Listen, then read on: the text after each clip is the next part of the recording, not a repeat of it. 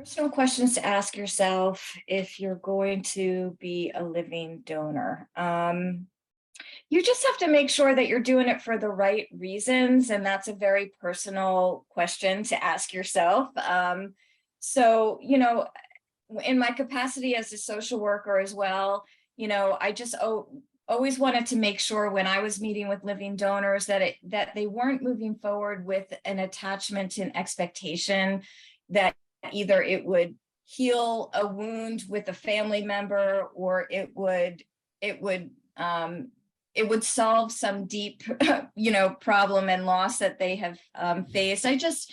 Even though it is reparative in a lot of ways, I mean, a lot of donors do want to do this symbolically because they want to give back in some way to repair something, and that's okay. It's just making sure that you're aware of what your motivations are, and that they come in a healthy place, and that you have control over what the expectation and the outcome is. So if you go in knowing that you're trying to just share love and share health and do it in the right way with another human being, you're not going to leave empty handed. You're going to feel very fulfilled.